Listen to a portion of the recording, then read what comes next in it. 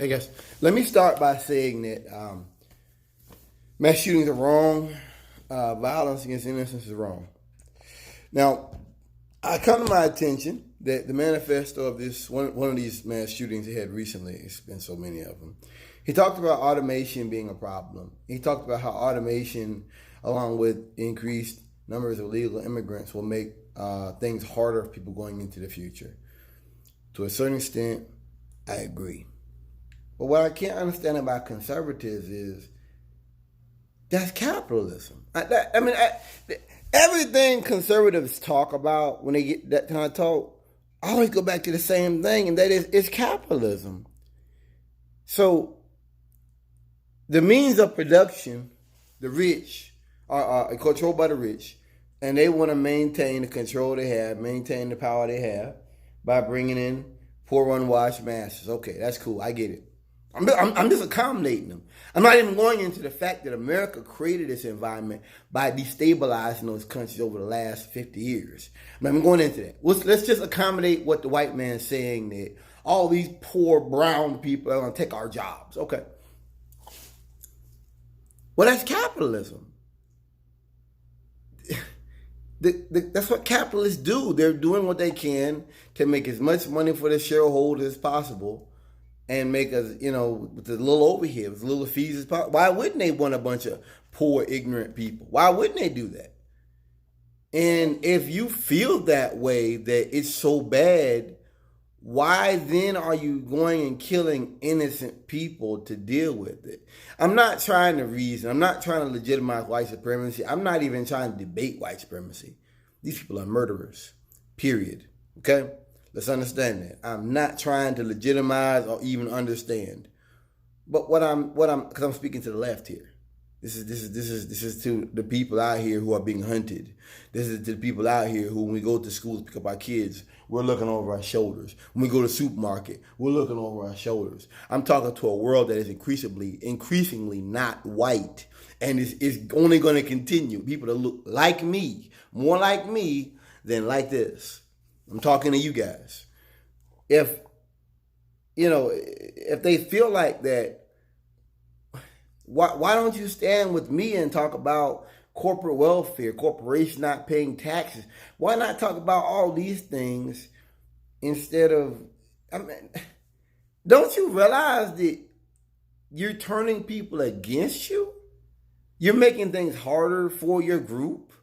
When you do this, you just make my point and the point of 100 people, million people, just like me, who are saying that we are at war. We're at war, black people, brown people, we're at war. We're not in Kansas anymore. You should expect this. Whether it's calling police on black people are lying. You seen the cop they had in Toledo. Security guard put him at gunpoint. What do you think is right or wrong? One thing that got me was they didn't say we have a man here. He's a uniformed sheriff's deputy at gunpoint. They just said it's a black man. Yeah, because that's all they see you as anyway. That's what I got. The point is, whether you got a badge on, 3-piece suit, you still ain't nothing but a nigga to these crackers. You ain't nothing but a nigga. That's it, man. Period. And that's what that tells you. Even if you say, well, when they told him not to bring a gun, he shouldn't have came in. You know what I mean? That's their job. Okay, I halfway understand that. I don't think the guard doing it was necessarily racism, for what I understand was correct. I don't think it was necessarily. I think it was a person that took stuff very, very, very far. And people do that. That's not necessarily racist. Just because a person, puts 100 on 10 doesn't make them a racist. It just makes them a person that shouldn't have a gun, shouldn't be in that position at all. I would say that we're not a racist. No, I wouldn't say that. My point is, with these with this guy, what they're calling police and not even saying the sheriff did. I'm pretty sure if they had, it'd been a different response. That might have been it too. That they, but it's amazing to me that you see a black man in a police uniform carrying a gun, and the first thing you see is this. That's why when like my trainer and people try to tell me, like, why am I seeing all this because that's the real world. That's how it is in Ohio and Missouri and West Virginia. That's how That's how they see you. See, when you live in a city, when you live in Gastonia or Charlotte, one of these areas, you get soft. You don't notice the things because maybe, well, it's you have a lot of people who are not white here, and you start acting crazy, they're probably gonna be on my side. You got these Indians, these Arabs that don't like blacks. Oh yeah, but I would say that this is not really a white city anymore. A lot of these cities are not white. They're not white, predominantly white. The police chief's not black. The police chief's black. Sheriff's black. You get my point. You start doing this kind of racist shit, you won't get the same result you would have got 20 years ago. They know that. Not saying they're not racist. They didn't say that. I'm saying that the times have changed. And so if you're going to live in this society, you got to change with it. When you go to Ohio and Missouri and those places, times have not changed. I read about how they had Klan marches in the 90s. Yep. And it was local. And see, the reason why why you talk about it? The reason why I talk about it is it was local businesses that funded that. That's how I think now. I don't spend so much time thinking about, well, this guy's a racist. No, who funds you? Who's putting money into you? Who's putting gas in your tank? Who's feeding you? That's how I think now. The businesses. We gotta hurt the businesses. We gotta hurt the white man's money. But yeah, man. Like I said, getting back on the subject, ended here that it doesn't. It's unreasonable because automation is a real serious concern. I think this also goes back to the fact, I say this all the time, that white men are losing white supremacy. Because white privilege and all that is not about skin color. It was, but it's not anymore. It's about green. It's about this. And a lot of these white boys don't have that. And they're looking into the future and they see that the world that's coming is not a world they have privilege in. So they're like, fuck it, everybody can die. This is the nature of the oppressor. It's the nature of the barbarian. That if I can't run it all, everybody might have to die. Because they think that's their society anyway. They're self-destructing. These white supremacists, really they're white men that are self-destructing. He could have very easily joined the service and went overseas and had that. You know what I mean? It's almost like if you go overseas with that mindset and do it, it's okay. I.e. the war crimes. But if you do it here, it's wrong. I'm saying to you, it's the same no matter what. It is the same. It's the very same. Getting off subject. But I just think that we're at war. I think that we're dealing with people who don't value human life.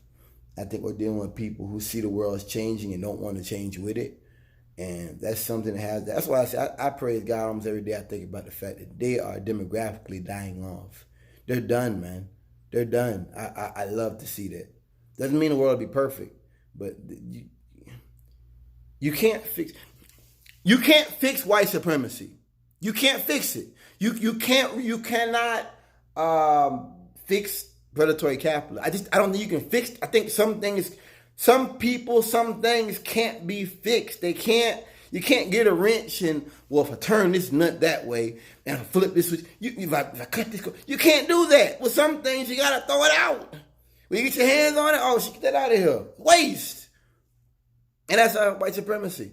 These are white supremacists. That's their mindset. The whole idea of, I'm going to go out with a gun and challenge Trayvon Martin. I'm going to go out here with a gun and challenge. Remember the black boys that went to that school? They went to go visit their roommate, and the white man ran in front of them and pulled a gun and said, y'all can't come in. He said, this your building?